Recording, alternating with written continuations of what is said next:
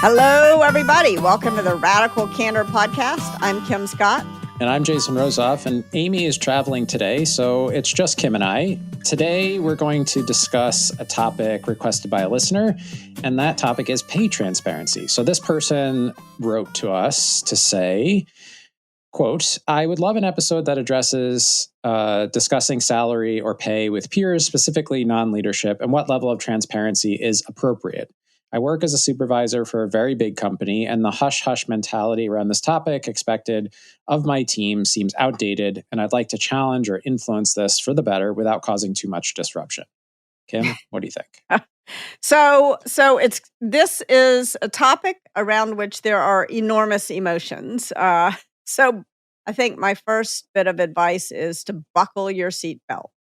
I have a particular point of view, which I'd love to share, but I also want to answer the question like really quickly, and then we'll go into more detail. I think that what I would do if I were in this listener's shoes is I would go to my boss and I would say, I think we're kidding ourselves to think that people don't talk about their salary with each other. And I think telling people that they can't talk to each other about what their salary is implies that there's some reason for that, like that we've done something wrong.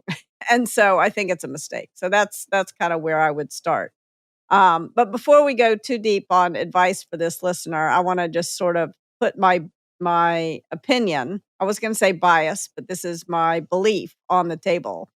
I wrote about this last year after talking to the New York Times about pay transparency, because there are more and more companies who are finding that the best way to address pay disparity is to just reveal what the expected salaries are across bands, across roles, across salary bands. So if you're a salesperson and you're a level 2 salesperson, like this is the expected salary band.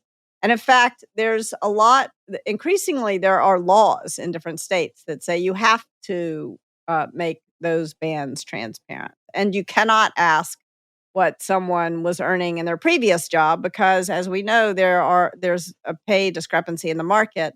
And if you ask someone what they were paid in their previous job, then you are going to reflect and reinforce that market pay disparity. So that's my belief. The listener could share this article. We'll put it in the show notes with their boss if they wanted to. But I don't know, Jason. What would you do if you were in this listener's shoes? I think there's two parts to this, and that have come up for me before when I was when I have been in the role of helping to define what compensation should look like. One part is, what can managers who have some fiduciary responsibility to the company, like their job creates some responsibility to the company.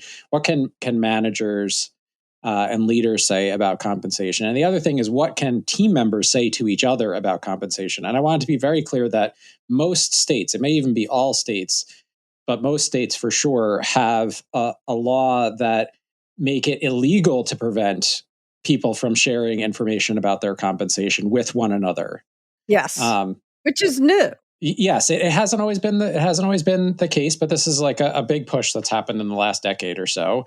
That you can't stop someone from sharing their compensation information. And so I think the reason why that's on my mind is it wasn't entirely like, I understand what this person is trying to do, but depending on what state they're operating in, if their company is dissuading people from talking about this, they might actually be breaking the law. So there might be a real conversation to be had with their team, their manager, to say, hey, I'm not a lawyer, but I happen to look up, like, here's what's happening. And I happen to look this up. And I don't know if this applies to us or doesn't apply to us, but I'm concerned that we might actually be violating the law by dissuading people from having these conversations, if that's what's actually happening.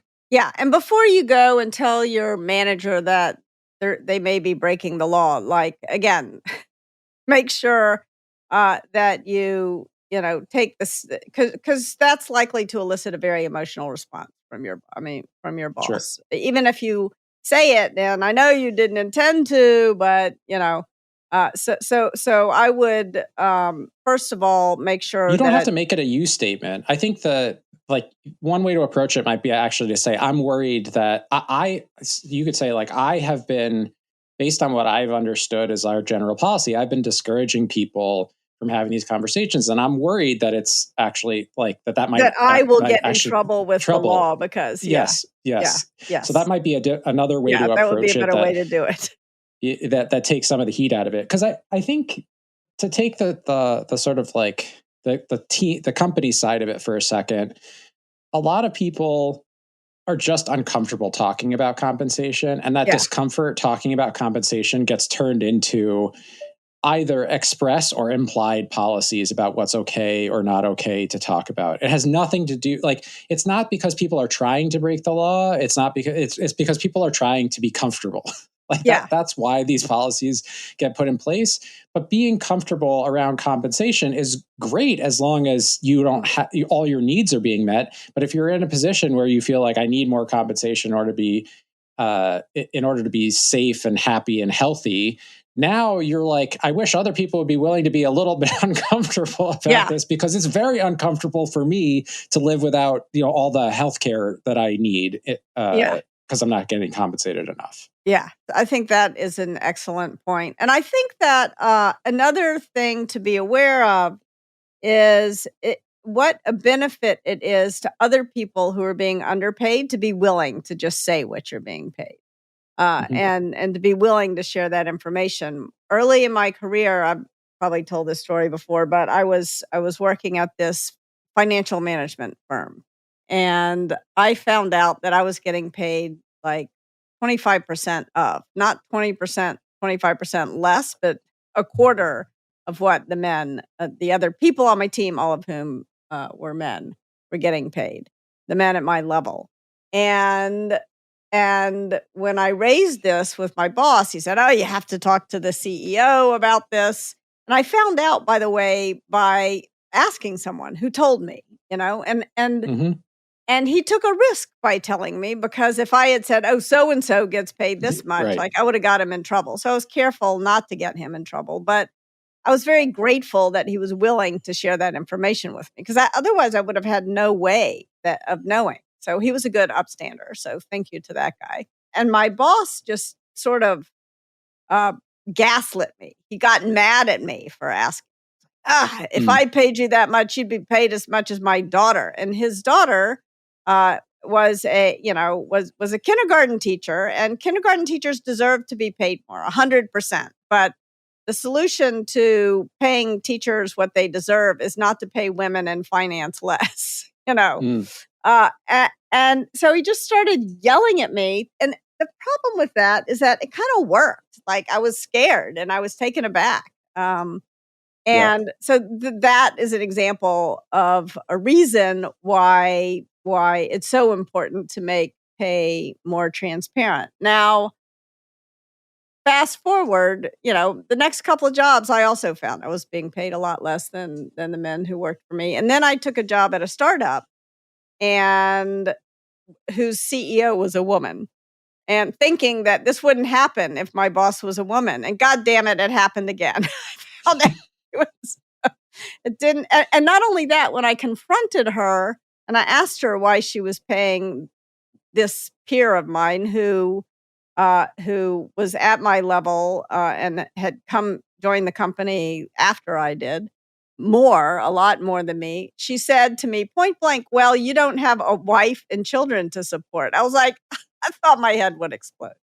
And this was like not in the, this was not that long ago. I mean, I'm kind of old, but I'm not that old. And so I think that it is these are reasons. The fact that this kind of stuff happens over and over and over again are reasons just to make the pay transparent. And also, if you're a leader, to get proactive about taking a look at your pay data across different demographics and making sure that it's fair. Kim, as you're saying that, I think that what's occurring to me is that making the data, making things transparent has one benefit, which is like if there are inequities in the organization, they will become more obvious. Yes, you'll hear about it, which is the reason why I think some leaders make the mistake of saying, "Don't talk about your pay," because they don't wanna hear about pay inequity. Yeah. But what I was thinking of is that the solution to your point, the solution is not to make everybody paid the same, but the solution is to actually have a theory about how you compensate people and to Yes. apply that theory consistently across people and roles and things like that. So like there's another, I think that's the other thing that maybe is in the way, is that so few people actually have a theory of like how they want to compensate people or how to even think about Yeah. compensation. Yes. Because I do think when you combine the discomfort with a lack of, we're in a different, we were, as right before we came on, we came on the air, or we started the podcast recording, we were talking about the fact that, companies like PayScale exist, and PayScale Yeah. collects data from hundreds of thousands of people across the country and across the world, and gets self-reported data on salaries. So they don't rely on companies to report out information. They actually collect the information directly from people, and then they collate that information so that anybody can look up, they can put in their own experience and their job title and their responsibilities, and they can look up like what people across the United States on average are making in their job. Plus they can look up like in their region, so they could say like I live in California, or I live in the Bay Area, Yeah. like how much do people make. And the fact that it exists is probably a thing that a lot of people aren't fully aware of. A lot of people who are making compensation decisions aren't fully aware of, especially at smaller companies or companies that are earlier in their history. Yeah. Yeah. And I mean, given that the world has become more transparent and this data is readily available, it's really hard to understand why someone would decide to pay two people who are doing the same job very different salaries. And yet it happens all the time. So what's going on, and what do you how does it even happen? So here's some things that I've observed in my life. One was that there was not a way of even making compensation decisions. There was a company that I worked for that it was basically up to the hiring manager to like come up with a salary. Oh, so there There was was no not only was there no theory, there was no process, it was totally random. correct. So it was basically like someone would come up with a job description and a number, and then they would go out and try to find a person for that number. Essentially, it was a weird like reverse fishing expedition. Yeah. And at the time, I was a manager, and I worked for a manager. My boss at Mhm. the time had worked in other companies that had like real processes, and like we came up with a process for ourselves of like how do you find out what the market value is for a job and all this other stuff. But there were teams that were just like making shit up. Like Yeah. it was literally that bad. And so not only was there there was no theory, there was no process, and there was no clearinghouse, right? There was no person who was like looking across all of these things and even remotely responsible for saying like, does what we're doing make sense? Not even, that's not even about having a theory. It's about like looking at your expenses and saying, are these rational? Like that Yeah. was my question when I left there. I was like, how has this business like survived as long as it has? Because it had been around many years. I spent 5 years there. It had been around many years before I was there. And it was around several years after I left. Yeah. Like it survived, but it was like some parts of it were like total chaos. Yeah. Yeah. I mean, and chaos, so I think that's a big part of it. There was one time I was advising the CEO of a fast-growing, very famous company.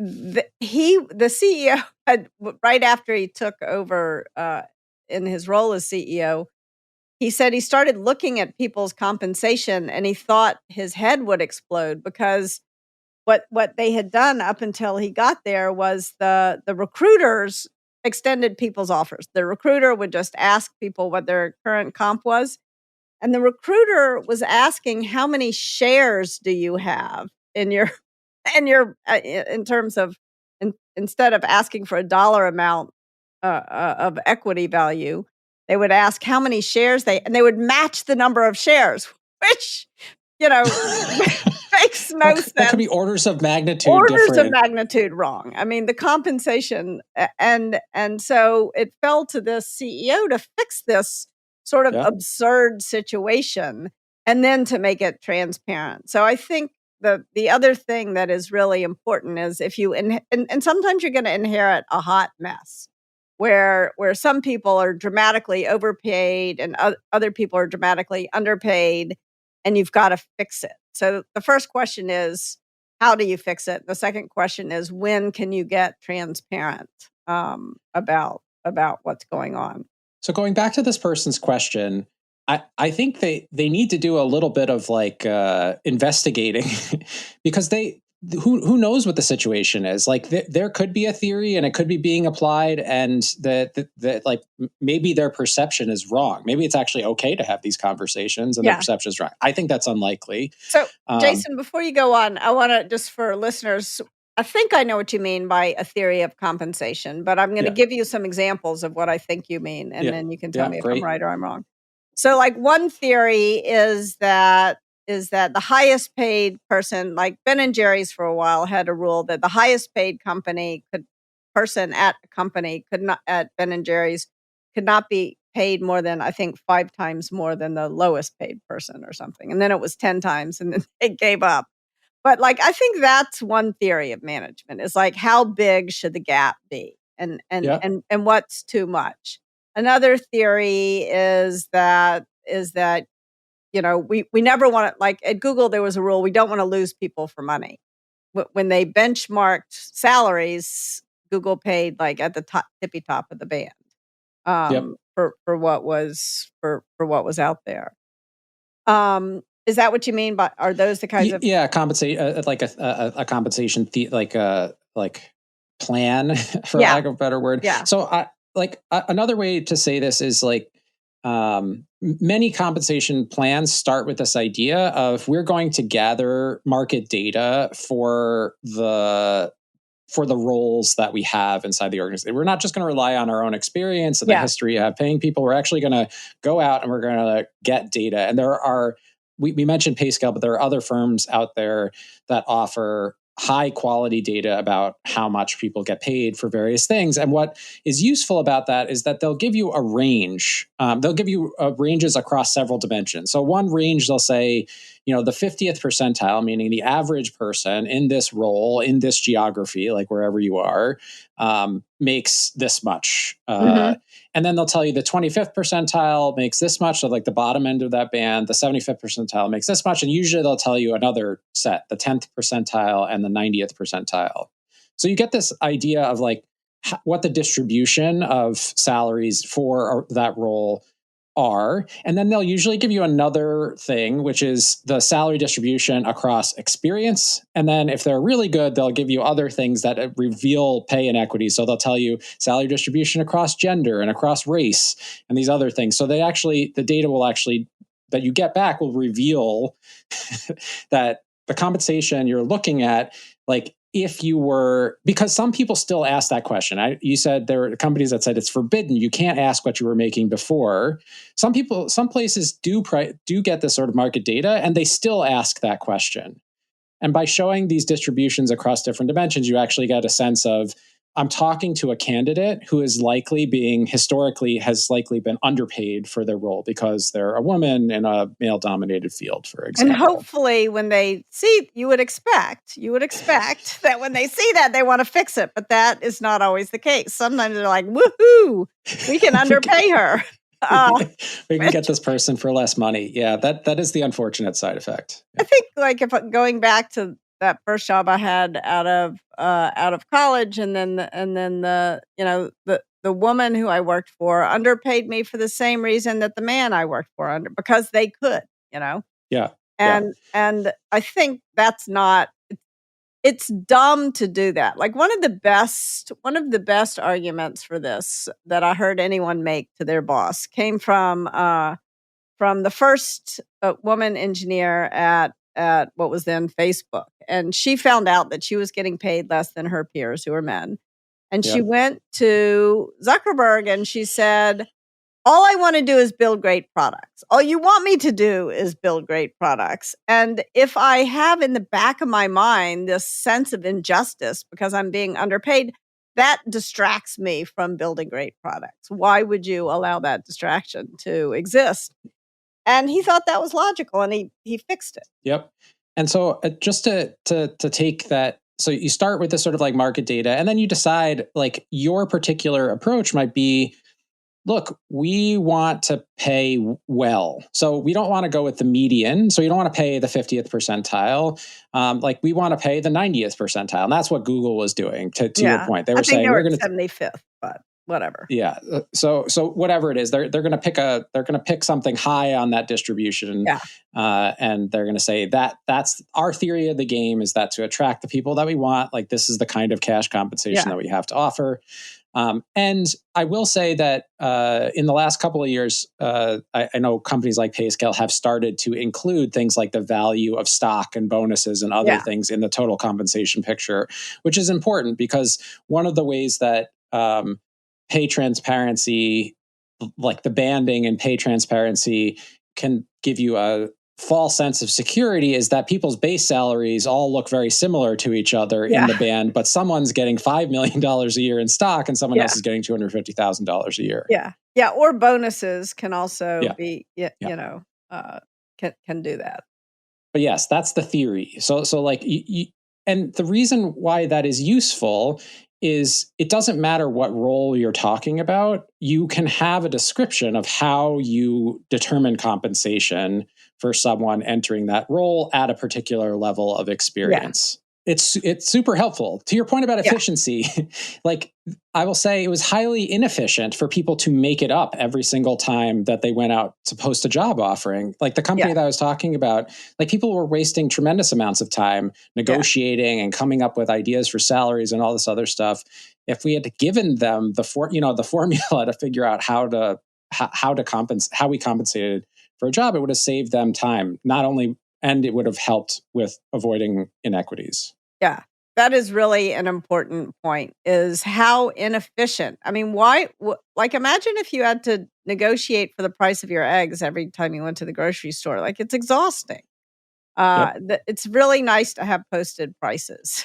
And but what may not feel efficient in the short term, especially if you're the leader who has to decide, there's a bunch of decisions that you have to make that can feel these are hard decisions to make. And so I think sometimes people get lazy and don't make them. I mean, like, for example, one problem with looking at pay scale and benchmarking comps is that I think that's sort of how CEO pay gets. I'm not knocking your pay, Jason.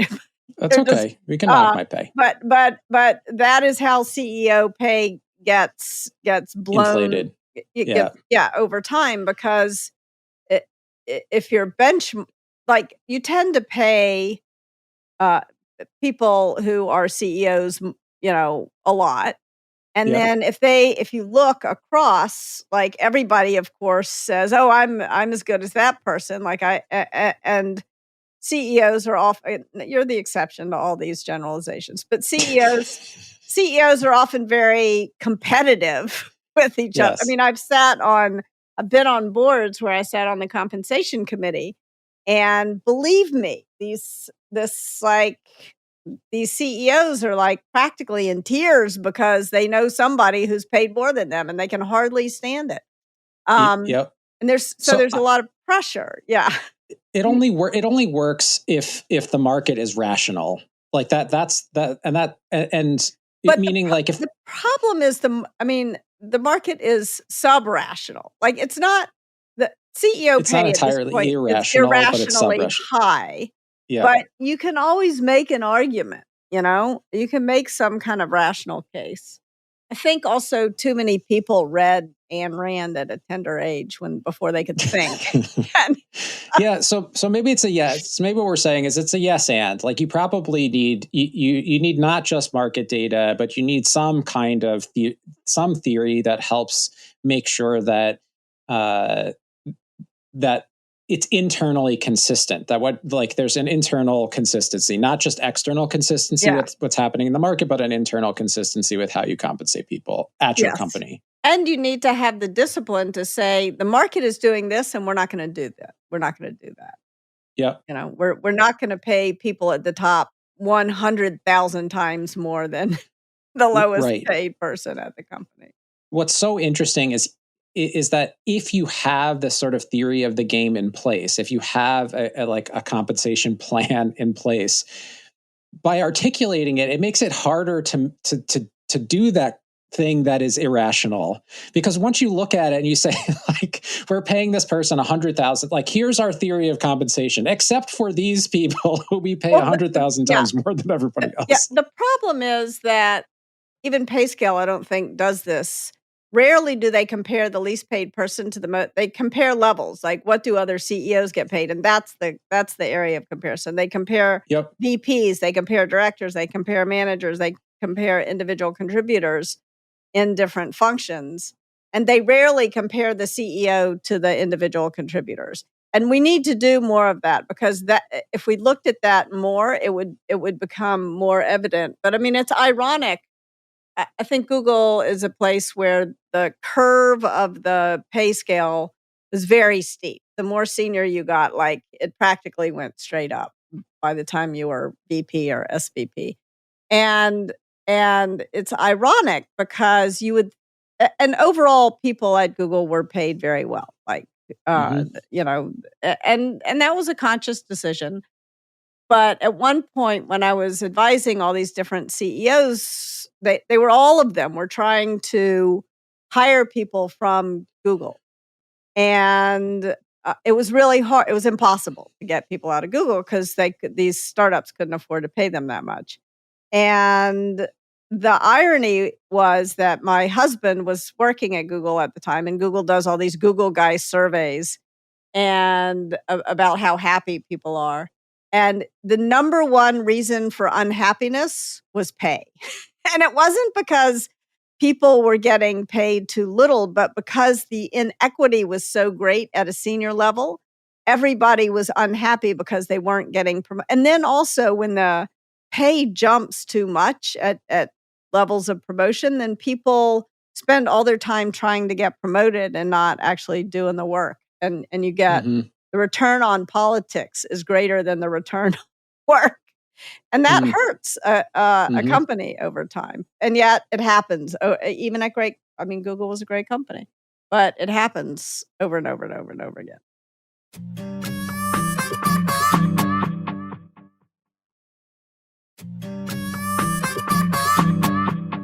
I have noticed a trend. So like, going back to this person's question. So like, I wonder if this company shares salary ranges in its job recs. I have noticed a trend that more and more, even if the company doesn't publish all the salary information, that and actually I think LinkedIn is a big factor here, because LinkedIn strongly encourages you, when you post a job on LinkedIn, to include a salary range. Like, it almost harasses you to include a salary range.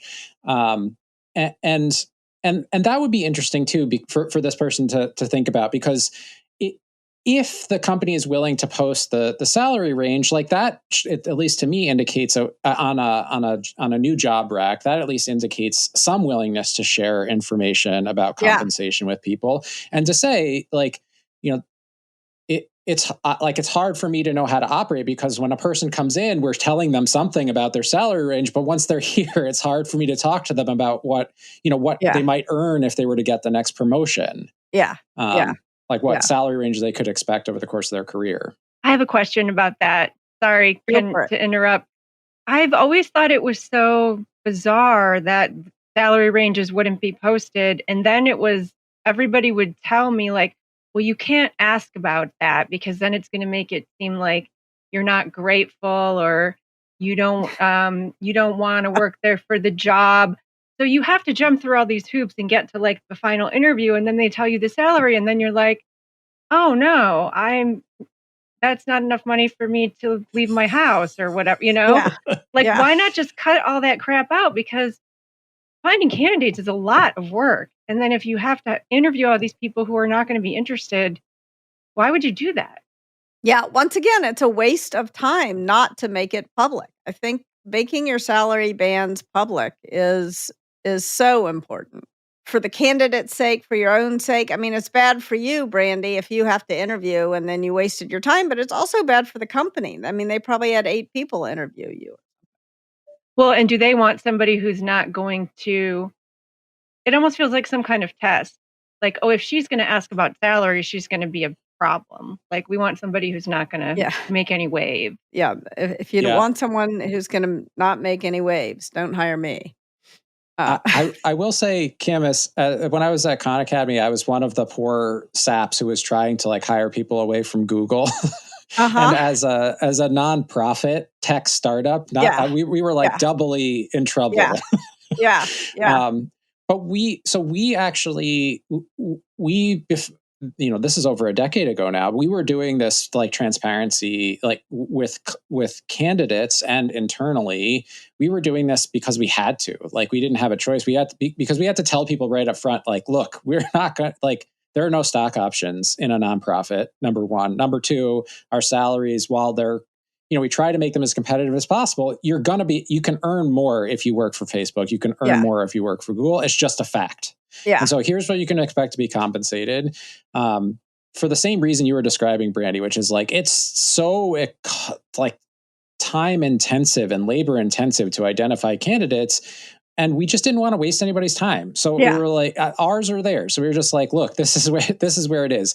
And I will say that was maybe a harder one bit of wisdom than it should have been. Like, it should have been obvious to us from the beginning that we had to approach this differently. But I will say it took us a couple of years of hiring to realize like we're going to have to approach this in a different way if we want to be successful. No, it's hard to do because it somehow, I don't know. I feel like we are about money the way the Victorians were about sex. Like, don't talk about it. But like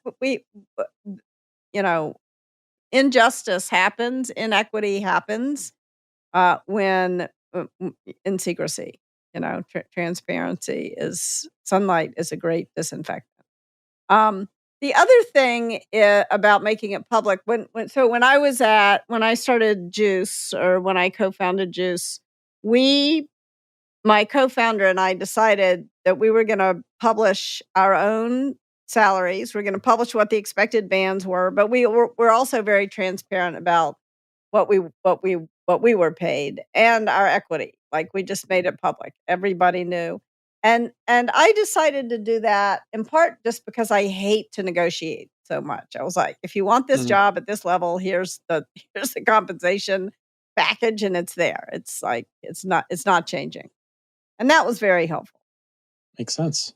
Before we close, I just want to talk to this to our listener again and say, I think all the things that we're talking about, they're like fairly complicated, and a totally possible reason that you're in this position is that your company hasn't sorted all of this stuff out yet. Mm-hmm. And so they're sort of like, they don't quite know what to say. And so the challenge, like I love what they said at the end, which is like, I'd like to challenge or influence this. And I think the one way that you could influence this, and this is to share information. If you find that the reason why this is happening is because it's just not organized yet, or they don't have a very clear picture or answer to how they're making compensation decisions. One great step is to actually just share some information about pay transparency and how to come up with compensation plans. That might be a useful step to take, and to volunteer yourself. Because when we came up with, when we were building our compensation plan at Khan Academy, what we did was we asked for volunteer managers across the organization to actually help us go and find this information and craft a plan that would be helpful. So you could just raise your hand and say, I would love to be a part of the solution here. I'd love to help craft a plan so that we can more clearly articulate our decisions to people and help them understand what their pay path might look like alongside their career path. Yeah, and if you want to build even more empathy, because it's easy to think, leadership they're a bunch of idiots that they haven't done this. Like, sit down and try to write one yourself. What if you were in charge? It's really hard. I mean, you've done it for Radical Candor, Jason. I mean, and I would love, to the extent you're comfortable saying, Brandy, like, what was your experience with the plan that Jason developed around compensation? Well, I don't know if I was aware that you were doing it. I feel like Jason had mentioned it, but it was beneficial to me because I was being underpaid. And that was mostly my fault because I didn't know what I should, I didn't know about pay scale, so I think I threw out a number to Jason when I got hired and he didn't know either. So it was really a wonderful surprise that somebody would take that time to make sure that I was being compensated properly. Yeah, I think the way that I've explained it is like our goal is fairly simple. We're trying to pay people based on the market compensation for their role and experience, and I think this is really important, which is it's important to, like, when you're doing this, to give people credit for all their experience. That's one other thing that I've found is, like, one way to wind up under leveling people is essentially like discount past experiences and things like that. But to say, look, our goal is to pay above between the 50th and 75th percentile. So that's our range. Our band is the 50th to 75th percentile for each role, and to give people as much credit as possible for previous experience. And when I've done comp studies or people have asked me questions about their comp, I just share the actual results from pay scale with them and talk it through with them. And from my perspective, like it sometimes creates tension because someone, I won't talk about Radical Candor for a second because I don't want to reveal conversations that I've had. But sometimes, like in Khan Academy, people would be like, but I feel like I should get more because, like, I'm bringing this experience or that experience. And I'm like, I understand, but you don't want me doing this negotiation. Like, you don't actually, it's not to your benefit if I do this negotiation with everybody, because if you're less successful at it, then you would make less. And if I'm less successful at it, maybe the company winds up paying more than it should for somebody. So it's like a lose-lose situation. Now, if we do it this way, it's really easy for you. Yeah. And it's really easy for me. Yeah. Yeah. One of the things that I love about Pay Scale does not sponsor this podcast, but if they would like to advertise, they should reach out because we're mentioning them a lot, is that you can check for experience, because we recently brought somebody on full time and there were different tiers of pay based on the amount of experience that person had. That never occurred to me before when asking for, or when giving a salary range when I was in job interviews. I didn't. Yeah. Also, because I had switched from like journalism to marketing, there's a huge pay difference. And any pay felt good to me coming from journalism where you make so little. So I didn't know what I didn't know. And when you just search for ranges online, it doesn't factor in experience like the way Pay Scale does. So that's why it's so great. Correct. It also doesn't, like, these applications, Pay Scale and others, will also take, like, responsibility information and whether the person has hiring power, whether they manage other people. Like, there's lots of factors. And what I'll say is, like, the way that I've approached this is I'm generous in my assumptions of the experience that people bring. And for this person, for this company, like, the thing I hope they take away from this is that the fact that this person took the time to write us this note is a sign that there's a cost being paid to the lack of clarity and transparency around this. Because if they're writing to us to talk about this, like that took quite a lot of energy. Yes. To like not just talk to their friend at work about it, but to like think about it and to draft a note to us where they're trying to think about, they're asking for help for how to influence this. So if you think this is happening at your company, like Kim said, the decisions are hard, but they pay dividends in the long run. Like you spend a lot less time thinking and worrying about it. I think also, like, Brandy, what you said was interesting. I think part of the reason why people don't want to look is they're afraid that if they go to someone and say, we're going to give you a raise because we've been underpaying you, that the person will be mad. And actually, no, the person will be. I mean, I've always been very happy about it. And I've gone back and forth between editorial work and marketing multiple times in my career. And every time I go back to marketing, I'm always just so happy to be making more money that it doesn't occur to me. And then when somebody like Jason, or I had a boss at a previous job, was like, hey, by the way, you're making a lot less than all these other people. We're going to fix that. I'm like, wow, this is great. Now I can like pay off my credit cards. You know, like it's a welcome thing. And that somebody cared to address it. Totally. Yeah, it's interesting because I have had that fear. I've had to correct things more than one time in my career, and I've had that exact fear, and I've never gotten that reaction. I've had a couple of at-bats here, and I can say that it's rarer than your lizard brain would make you think it is. Yeah, I mean, it's worse when you realize it and you have to go to bat for yourself, and you have a boss that isn't supportive, which has also happened to me. And I eventually did get the money, but I was made to feel bad about it because I was a woman sticking up for myself. Yes. Yeah. Like, if you have to stick up for yourself. Yeah, that I was seen as aggressive. That's different. Yeah, which is total BS. It's better to have it corrected before you have to ask for it to be corrected. Much better. Like, because when does the resentment come? The resentment comes when you have to go and raise it to your boss. But if your boss proactively comes to you and says, you know, I looked at our pay and we've made a mistake, like, I guess occasionally somebody might be resentful, but usually they're like, thank you for letting me know, you know? Totally. Yeah. Way better. All right. Now it's time for our Radical Candor checklist, tips that you all can use to start putting radical candor into practice right now. Tip number 1, design a principled compensation system. It's absolutely crucial not to give managers unilateral authority over salaries, bonuses, stock grants, or other forms of pay. Instead, develop a fair, transparent compensation system that everyone understands and stick to it. This is an important check on the power that individual managers have.